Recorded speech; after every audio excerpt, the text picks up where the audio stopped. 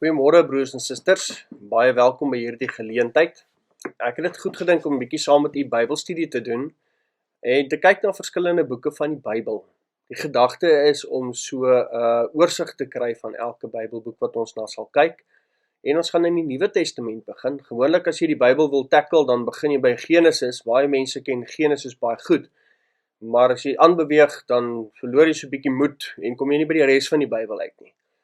Daarom gaan ons na Matteus kyk en ons begin dus in die Nuwe Testament en dit beteken ons sal die evangelies deurdraf. Die gedagte is dat ek met u 'n oorsig deel, kyk na die skrywer, wie is die gehoor wat dit gehoor het, wat is die kernvers van die gedeelte en dan gaan ons saam na 'n video kyk wat ook die boek mooi uiteensit. Hoe die skrywer hom aan mekaar vasgesit het en 'n klomp hooftemas en gedagtes uitlig oor die boek self. Ek hoop jy gaan dit geniet.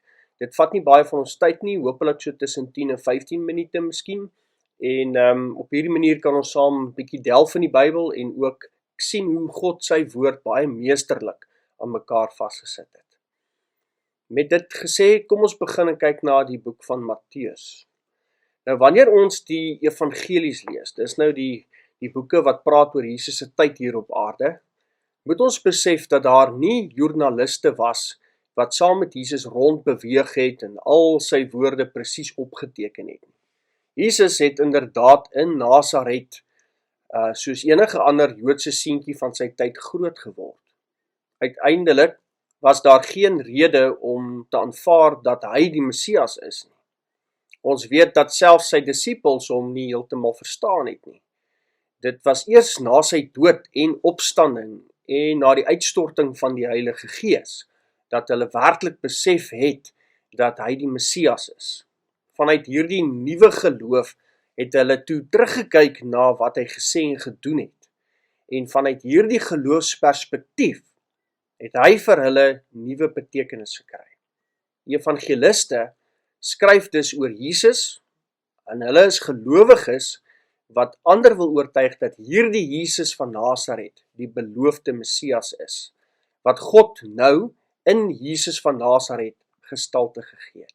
Nou elkeen van die 4 evangelies het op sy eie manier oor Jesus geskryf en elkeen het in sy verhaal iets van sy eie geloof in Jesus tot uitdrukking gebring. So word die leser se indruk van Jesus verryk en verbreed. Nadat Matteus oor Jesus se geboorte berig het in hoofstuk 1 tot 2, slaan hy die res van sy jeugjare oor en vermeld hoe Jesus in die openbaar begin werk nadat hy deur Johannes gedoop is in hoofstuk 3 vers 17 en in die woestyn deur die Satan versoek is, hoofstuk 4 vers 1 tot 11. Hy het sy bediening begin met die roeping van sy eerste disippels en ook die bergrede, hoofstuk 5 tot en met hoofstuk 7.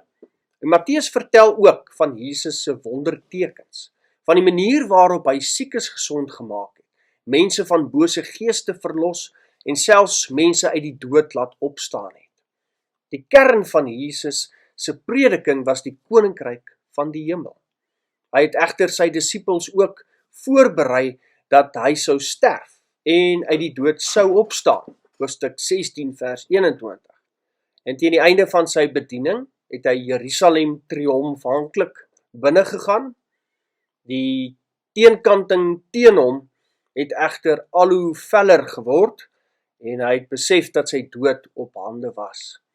Hy het ook vir sy disippels gesê hoe hulle moes leef tot op die tyd van sy wederkoms. Hoofstuk 25 vers 31 tot vers 46. En Matteus laat die klem in sy laaste hoofstukke, hoofstuk 26 tot 28, op Jesus se laaste dae op die aarde, laat hy die gedagte val, of die klem val. En op die paasmaaltyd, hy laat dit val op sy gebed in Getsemane, Judas se verraad, die feit dat die disippels gevlug het, op Petrus se verloning, die verhoor van Kajafas en Pilatus, en dan Jesus se laaste woorde aan die kruis, en die feit dat hy in 'n geleende graf begrawe is. Die verhaal eindig egter nie daar nie, want die Messias het uit die dood opgestaan. Hy het die dood oorwin en vir sy volgelinge die opdrag gegee om sy werk voort te sit en van al die nasies disippels te gaan maak. En mens kan nou kom by die punt waar mens vra, maar wat is die doel van die boek Matteus? En die doel van hierdie boek is om te bewys dat Jesus die Messias is en dat hy die ewige koning is. Die skrywer is vermoedelik Matteus of ander naam Levi, wat een van Jesus' disippels was. Die geadresseerdes deur hierdie evangelie is hoofsaaklik die Jode. En hierdie boek ontstaan so moontlik min of meer 70 jaar na Christus. Die plasing is indien die skrywer wel die apostel Matteus is, dan was hy vroeër 'n tollenaar, 'n Joodse belastingagent. En die evangelie verbind die Ou en die Nuwe Testament omdat dit soveel klem lê op die vervulling van die profesieë wat ons in die Ou Testament het. 'n Kernvers of die kernvers van die boek is: moenie dink dat ek gekom het om die wet of die profete ongeldig te maak nie. Ek het nie gekom om hulle ongeldig te maak nie, maar om hulle tot hulle volle betekenis te laat kry. En dan belangrike karakters wat ons in Matteus ontdek is Jesus uit die aard van die saak, Maria, Josef, Johannes die Doper, dan natuurlik al die disippels, die geestelike leiers, Caiaphas, Pilatus en ook Maria Magdalena. Belangrike plekke wat mense in Matteus kry is Bethlehem, Jerusalem, Kapernaum, Galilea en Judea.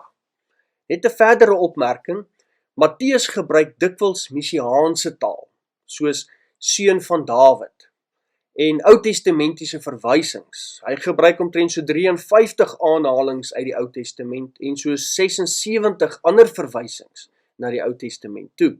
Die evangelie is nie in die vorm van 'n kronologiese verhaal nie, maar eerder 'n gesistematiseerde weergawe van Jesus se bediening waarin hy as Messias voorgestel word.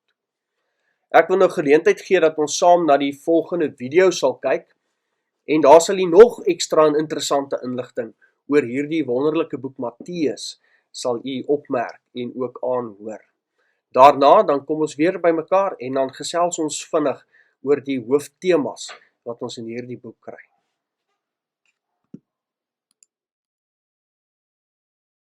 The Gospel according to Matthew. It's one of the earliest official accounts about Jesus of Nazareth, his life, his death, and his resurrection. The book itself is anonymous, but the earliest reliable tradition links it to Matthew the tax collector, who was one of the 12 apostles that Jesus appointed, and he actually appears within the book itself. For about 30 to 40 years, the apostles orally taught and passed on their eyewitness accounts about Jesus, along with his teachings that they had all memorized.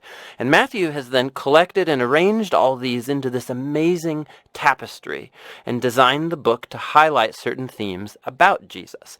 In this video, we're just going to cover the first half of the book. Specifically, Matthew wants to show how Jesus is the continuation and fulfillment of the whole biblical story about God and Israel. That Jesus is the Messiah from the line of David, that he is a new authoritative teacher like Moses, and not only that, Jesus is God with us, or in Hebrew, Emmanuel. And Matthew's designed this book with an introduction and then a conclusion, and these act like a frame around 5 clear sections right here in the center, each of which concludes with a long block of Jesus' teaching. Now this design is very intentional and it's amazing. Just watch how this works.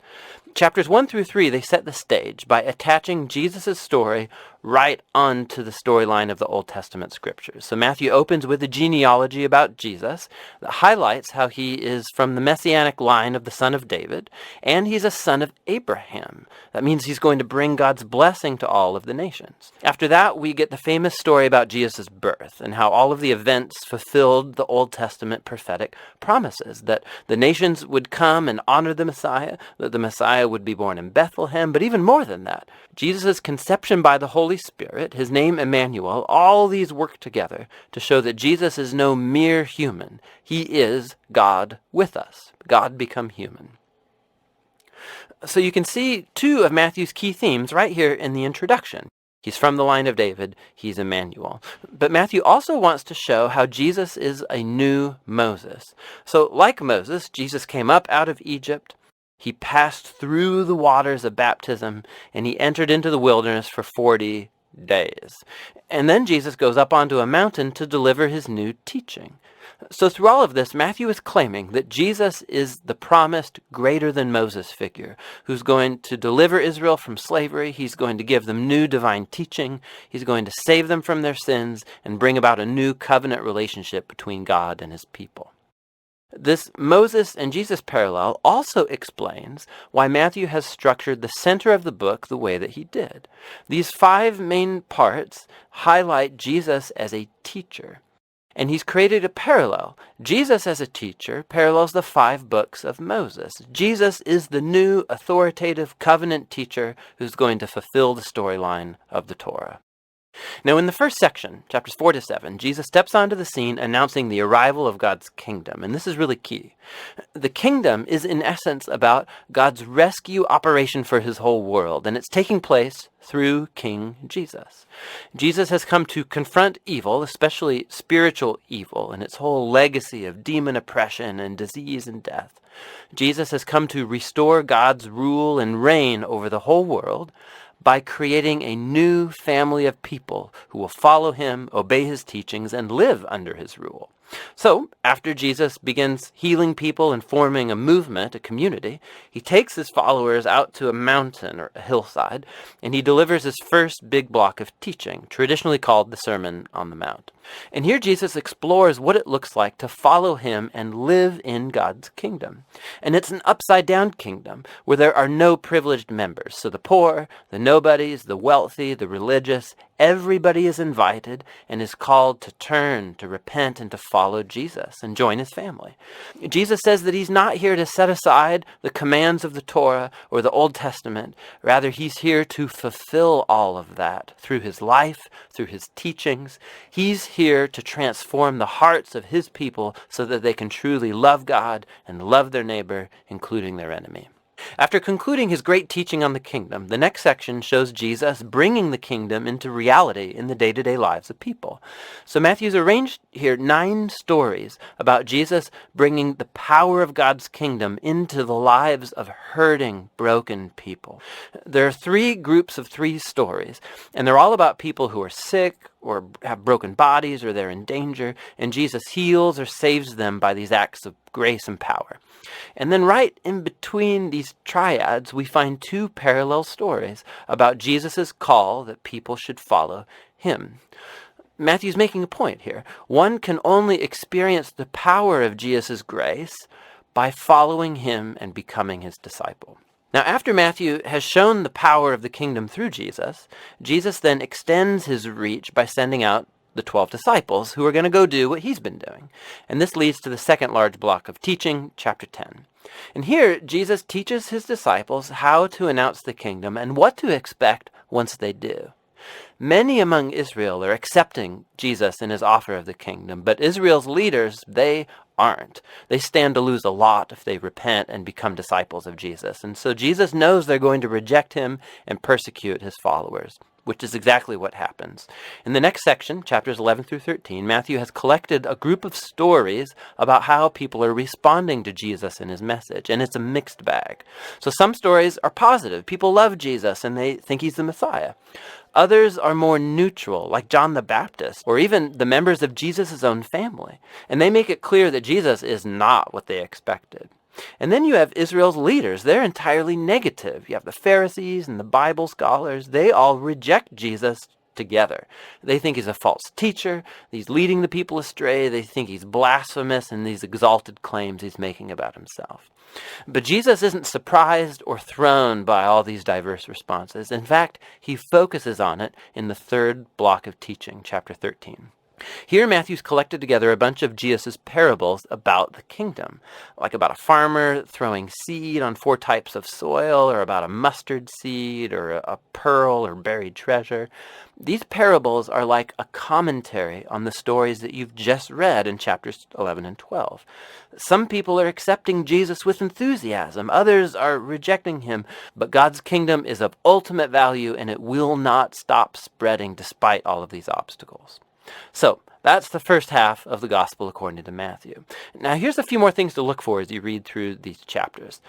Matthew's presenting Jesus, remember, as the continuation and fulfillment of the Old Testament storyline. So, look for how he weaves in quotations from the Old Testament scriptures. And what you'll find is that they're placed at strategic points in the story, explaining more about Jesus and his identity. So stop, take time to go look up these references and read them in their Old Testament context. And most often you'll discover really cool, interesting connections. Lastly, pay attention to the types of people who accept Jesus and follow him. And you'll see that it's most often people who are unimportant, they're nobodies, or they're irreligious. And these are the people who are transformed by their trust or faith in Jesus and follow him. And it's the religious and the prideful who are offended by him. So how is this tension between Jesus and Israel's leaders going to play itself out? That's what the second half of Matthew is all about. The Gospel according to Matthew. In the first video, we saw how Matthew introduced Jesus as the Messiah from the line of David, and as a new authoritative teacher like Moses, and also as Emmanuel, which in Hebrew means God with us. After Jesus announced and taught about the arrival of God's kingdom, and after he brought the kingdom into day-to-day life among the people of Israel, we saw that Jesus was accepted by many, but rejected by others, especially Israel's religious leaders, the Pharisees. And so the big question is, how is this conflict between Jesus and Israel's leaders going to play itself out? The next large section, chapters 14 through 20, explore all the different expectations people have about the Messiah. So Jesus keeps healing sick people, and twice he even miraculously provides food for these huge crowds in the desert. One's made up of Jewish people, and the other is a non-Jewish crowd. And this sign, it's very similar to what Moses did for Israel in the wilderness. And so all these people are excited about Jesus. They think he's the great prophet and the Messiah, but not the religious leaders. Their view of the Messiah is built on passages like Psalm 2 or Daniel chapter 2 about a victorious Messiah who's going to deliver Israel and defeat the pagan oppressors. And from their point of view, Jesus, he's a false teacher. He's making blasphemous claims about himself. And so there are stories here about them increasing their opposition, hatching a plan to kill him. And so in response, Jesus, he withdraws, and he begins teaching his closest disciples what it means for him to be Israel's Messiah, because it is not what anybody expects. So Jesus asks his disciples, chapter 16, he says, "Who do you all say that I am?" And Peter comes up with the right answer, it seems. He says, "Well, you're the Messiah. You're the Son of the living God." But then it becomes clear that Peter's thinking about a king who's going to reign victoriously through military power. And Jesus challenges Peter, saying that, yes, I am going to become king, but through a different way. And so Jesus starts to teach on themes from the prophet Isaiah, who said that the Messianic king would suffer and die for the sins of his own people. And so Jesus, he was positioning himself as a Messianic king who reigns by becoming a servant, and who would lay down his life for Israel and the nations. Well, Peter and the disciples, they mostly just don't get it. And so Jesus enters into the fourth block of teaching, followed by a series of teachings after that. And these are all about the upside-down nature of Jesus' messianic kingdom, which turns upside down all of our value systems. So in the community of the servant king, you gain honor by serving others. And instead of getting revenge, you forgive and do good to your enemies. And in Jesus' kingdom, you gain true wealth by giving your wealth away to the poor. To follow the servant Messiah, you must become a servant yourself. In the next section, we watch the two kingdoms clash, Jesus' kingdom and that of Israel's leader. Jesus comes to Jerusalem for Passover riding in on a donkey, and the crowds are hailing him as the Messiah. And Jesus immediately marches into the courtyard of the temple, and he creates this huge disruption that brings the daily sacrifices to a halt. His actions speak louder than words here. As Israel's king, Jesus was asserting his royal authority over the temple, the place where God and Israel met together. And in Jesus' view, the temple was compromised by the hypocrisy of Israel's leaders. And so here he's challenging their authority, and naturally, they're deeply offended. And so they try to trap Jesus and shame him in public debate, and they fail. So they end up just determining to have him killed. In response, Jesus delivers his final block of teaching. He first offers this passionate critique of the Pharisees and their hypocrisy, and then he weeps over Jerusalem and its rejection of God and his kingdom. Then Jesus withdraws with the disciples and he starts telling them what's going to happen.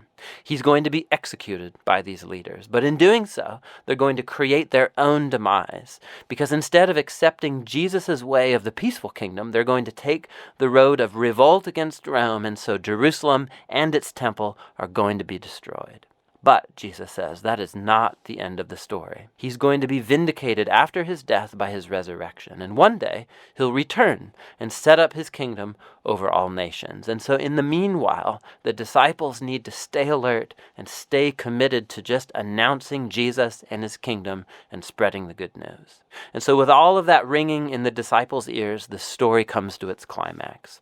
That night, Jesus takes the disciples aside and he celebrates a Passover meal with them. The Passover retells the story of Israel's rescue from slavery through the death of the Passover lamb. And then Jesus takes the bread and the wine from this meal as new symbols, showing that his coming death would be a sacrifice that would redeem his people from slavery to sin and evil. After the meal, Jesus is arrested. He's put on trial before the Sanhedrin, a council of Jewish leaders, and they reject his claim to be the Messiah. They charge him with blasphemy against God. Then Jesus is brought before the Roman governor Pilate, and he thinks Jesus is innocent, but he gives in to the pressure from the Jewish leaders, and he sentences Jesus to death by crucifixion. So Jesus is led away by Roman soldiers and crucified. Now, you'll notice right here in this section that just like Matthew did in the opening chapters, he increases the number of references to the Old Testament. He's trying to show that Jesus' death was not a tragedy or a failure. Rather, it was the surprising fulfillment of all of the old prophetic promises. Jesus came as the servant Messiah, spoken of by Isaiah. He was rejected by his own people, but instead of judging them, he is judged on their behalf, bearing the consequences of their sin. So the crucifixion scene, it comes to a close, and Jesus' body is placed in a tomb. But the book ends with a surprising twist, the last chapter. The disciples, they discover on Sunday morning that Jesus' tomb is empty. And then all of a sudden people start seeing Jesus alive from the dead.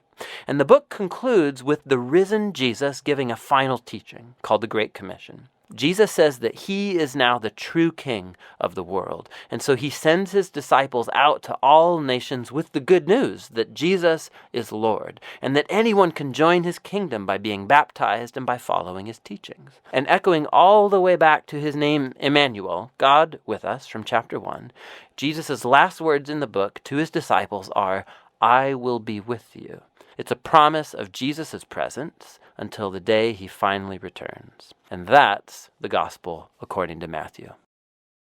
Welkom terug, broers en susters. Ek weet dat u daardie video baie geniet het. Nou, kom ons rond af en ons eindig met 'n paar hooftemas wat ons vind in die boek. U het dit waarskynlik ook in die video gehoor. Maar een van die groot temas is Jesus Christus, die koning. Jesus word as die koning van alle konings bekend gestel. Matteus gee uitdrukking hieraan die manier waarop hy skryf oor Jesus se geboorte, sy lewe en wonderwerke, die dinge wat hy geleer het en sy oorwinning oor die dood. Jesus is uniek en kan nie met enige ander mens of mag vergelyk word nie. En hierdie unieke koning is deur sy onderdane verwerp en verag, maar hy is deur God gebruik om mense weer in die regte verhouding met hom as opperheerser te stel. Ons moet Jesus se regmatige plek as koning oor ons lewens erken. 'n Volgende hooftema is die gedagte van Jesus die Messias.